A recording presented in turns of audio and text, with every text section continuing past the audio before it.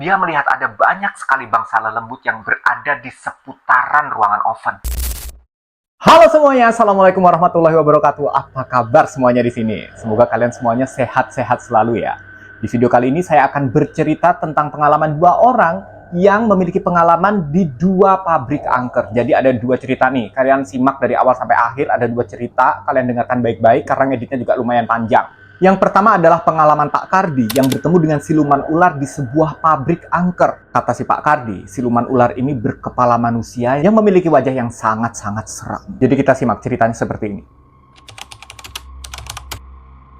Pada hari Kamis 28 Juli 2016 yang lalu, saya mendapatkan tugas untuk inspek kursi rotan di sebuah desa di kawasan kota kecil di Jawa Barat. Saat masuk ke area pabrik dan memarkir sepeda motor, saya kemudian menuju ke sebuah keran air untuk mencuci tangan. Dan di situ saya melihat ada seekor ular berwarna coklat bergaris-garis hitam. Saya hanya diam dan berkata dalam hati, "Mbah, aku putumu, Mbah." Yang artinya tuh, "Mbah, aku cucumu, Mbah." Ini adalah kebiasaan orang Jawa ya, by the way. Kalau ketemu barang halus atau lembut, atau barangkali apapun itu yang kita yakin dan kita kira kalau itu barang lembut atau lewat di tempat-tempat angker, biasanya orang Jawa suka nyebut begini di dalam hati. Sesaat setelah itu, ular ini pergi meninggalkan saya melalui sebuah lubang yang ada di sebuah tembok. Tembok ini adalah tembok pembatas pabrik, Darla. Dari pertama kali saya datang ke pabrik ini, saya sudah merasakan kalau aura pabrik ini sudah beda daripada yang lain. Dia memiliki aura tersendiri, yang saya ngerasanya kok kayak disukai bangsa lelembut ya. Setelah itu, saya menceritakan kejadian tersebut kepada orang pabrik. Orang-orang pabrik mewanti-wanti saya. "Pak, bila bertemu lagi dengan ular berwarna coklat bergaris hitam lagi, jangan dibunuh ya." Orang-orang ini nggak ngasih alasan ke saya kenapa nggak boleh dibunuh. Singkat cerita, saya mulai melakukan pekerjaan saya di hari itu. Menjelang jam istirahat siang, jam 12 siang, saya mencoba untuk bertanya lagi ke orang-orang pabrik.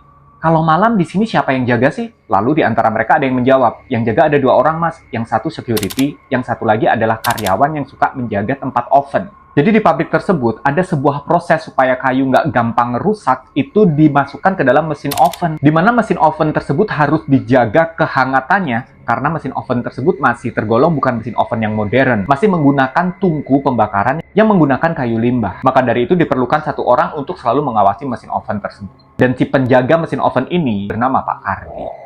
Akhirnya saya memutuskan untuk memanggil Pak Kardi. Setelah Pak Kardi masuk ke ruangan saya mempersilahkan Pak Kardi untuk duduk di sebelah saya. Tapi entah kenapa Pak Kardi menolak. Dia justru memilih untuk duduk jongkok di depan saya. Karena saya masih penasaran sama si perihal ular coklat garis-garis hitam tadi, saya bertanya sama Pak Kardi, ada nggak dia pengalaman tentang ini? Dan ternyata ada, Darla. Jadi begini ceritanya. Pada suatu hari, Pak Kardi ini sedang bekerja untuk menjaga mesin oven. Saat itu menjelang jam 12:30 malam, Pak Kardi pun memutuskan untuk sebentar beristirahat di bagian belakang ruangan oven, tepat di sebelah tungku api. Tanpa ada tanda yang spesifik apapun itu, entahlah angin, entahlah bau, entahlah dia mencium apa, tiba-tiba Pak Kardi melihat ada sosok menampakkan kepala wanita yang sangat seram. Dengan wajah pucat, sorot matanya merah, dan nyaris seluruh wajahnya itu dipenuhi oleh sisik ular. Wajahnya menyeringai, dan dari mulutnya yang terbuka lebar itu, terdapat taring yang panjang dan runcing. Tapi hal yang paling membuat Pak Kardi ketakutan adalah sosok tersebut memiliki lidah yang sangat panjang. Hidungnya tidak ada batangnya, cuman menyisakan 2 lubang, sama persis seperti hidung ular. Memang sih orang-orang di sana sudah tahu kalau tempat sekitaran ruangan oven kayu ini adalah tempat yang paling angker di pabrik itu. Tapi Pak Kardi nggak ada pilihan. Dan Pak Kardi juga bilang, "Saya takut sekali mas, karena lidahnya itu panjang banget, bahkan nyaris menyentuh wajah saya." Setelah itu entah apa yang terjadi, Pak Kardi merasakan sebuah sensasi yang berbeda. Seolah-olah dirinya dibawa masuk ke dimensi lain. Dia melihat ada awan-awan di sekelilingnya dia, seperti seolah-olah Pak Kardi ini diajak terbang ke alam lain. Dan ketika dia melihat ke arah bawah, dia melihat ada banyak sekali bangsa lelembut yang berada di seputaran ruangan oven. Yang Pak Kardi ingat, Pak Kardi merasa badannya itu sangat lemas dan nggak bisa melakukan apa-apa. Yang bisa dia lakukan hanya menurut saja kepada siluman ular yang mengajaknya dia pergi ke dimensi lain. Tapi Pak Kardi terus berusaha meronta-ronta agar supaya dia dikembalikan ke tempat semula. Dan pada akhirnya dalam sekejap, dia pun dikembalikan ke sebuah tempat di belakang ruangan oven. Tapi seramnya, sosok siluman ular ini nggak hilang guys. Sosok siluman tersebut tetap berada dan berjarak sangat dekat. Pak Kardi bilang mungkin cuma 1 meter mas. Tapi alhamdulillahnya sesaat setelah itu samar-samar Pak Kardi mendengar suara azan subuh berkumandang. Dan perlahan makhluk tersebut pun menghilang secara pelan-pelan. Cerita misteri yang kedua datang dari seseorang yang kita sebut saja namanya Mustafa. Sama, dia memiliki pengalaman misteri seputar pabrik. Mustafa menceritakan pengalamannya seperti ini.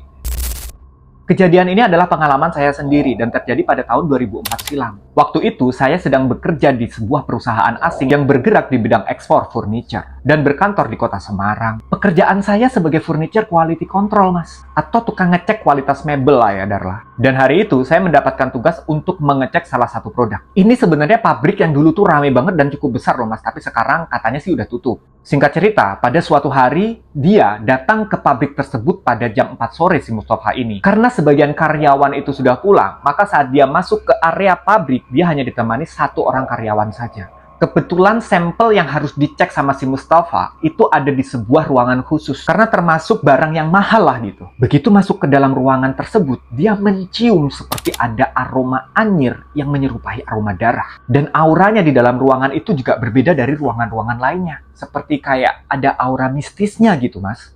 Tapi Mustafa tetap diam nih, nggak ngomong ke karyawan satunya lagi. Dan Mustafa mulai bekerja. Dia cek satu persatu barang di sana. Diukur, dites kekuatan, ditimbang, juga difoto dan lain-lain. Ini aku berusaha menirukan cerita si Mustafa ya. Hari itu lumayan sibuk, Mas. Sampel yang saya cek tuh lumayan banyak, nggak kayak biasanya. Ada 20 lebih lah itemnya. Ada kursi, meja, dan lain sebagainya. Waktu semakin sore dan karyawan yang sedari tadi menemani si Mustafa itu pamit. Dia bilang dia ada perlu sebentar, Mas, di luar. Jadilah Mustafa sendirian. Kondisi gudang semakin gelap. Saya mencoba mencari saklar lampu. Tengok kanan, tengok kiri, celingak-celinguk, tiba-tiba sekelebat ada bayangan putih yang lewat dengan begitu cepat. Set! Gitu. Bang aja, sarang dedemit nih, pikirnya si Mustafa. Mustafa tetap berusaha tenang dan tetap berada di dalam gudang, gak lari kemana-mana. Karena sampel yang dia cek di hari itu sebentar lagi udah selesai. Alhamdulillahnya, saklar yang dia cari-cari akhirnya ketemu. Tapi sialnya, bohlamnya mati.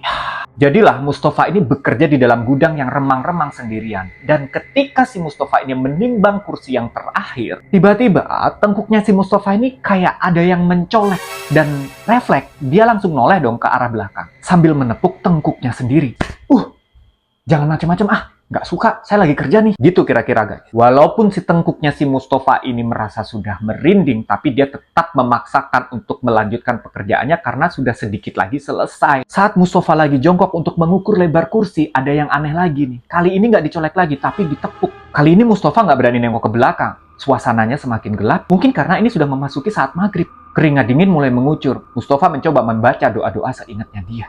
Walaupun nggak berani menengok ke belakang, tapi Mustafa ini seolah merasa ada sesuatu yang berdiri di belakangnya dia. Karena kelewat penasaran, Mustafa pun memberanikan diri untuk menengok ke belakang secara perlahan. Dan alangkah kagetnya ketika dia mulai melihat pandangannya ke arah belakang, dia melihat ada sepasang kaki. Seperti kaki burung tapi besar sekali. Kalian bisa bayangkan kaki burung sebesar tiang listrik. Kuku-kukunya panjang, tajam, besar, berbulu pula. Sejenak kemudian, ada sesuatu yang menyerupai rambut gimbal yang jatuh di antara kedua ceker burung ini. Mustafa sangat lemas, walaupun sebenarnya dia sangat takut dan ingin sekali lari. Sesaat kemudian, barulah samar-samar Mustafa bisa mendengarkan suara azan maghrib. Dan perlahan-lahan, dia mulai bisa menggerakkan badannya. Mustafa segera berlari sekencangnya, meninggalkan gudang sarang dedemit tempat dia kerja tadi. Semua peralatannya ditinggalkannya lah di situ. Setelah berhasil keluar dari gudang tersebut, barulah Mustafa merasa lega. Dan kemudian dia berpikir, apakah mungkin kejadian mistis yang baru saja saya alami ini karena saya bekerja di saat sandekolo? Karena konon katanya, di saat-saat sandekolo atau menjelang maghrib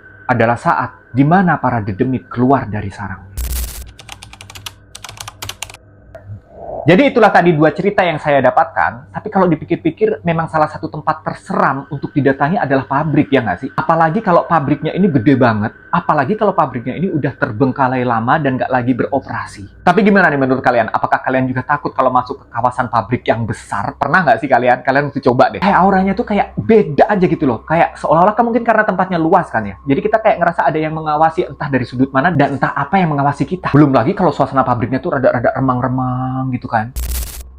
Oke, jadi itulah ceritanya. Kalau kalian punya pengalaman atau cerita seru yang mungkin lebih seram daripada yang baru saja saya ceritakan, silahkan kirim saja ke email ini. Aku tunggu cerita-cerita seram kalian di email yang berikut ini untuk mendapatkan hadiah manis dari saya ya. Sampai bertemu di video berikutnya. Assalamualaikum warahmatullahi wabarakatuh dan salam semakin viral.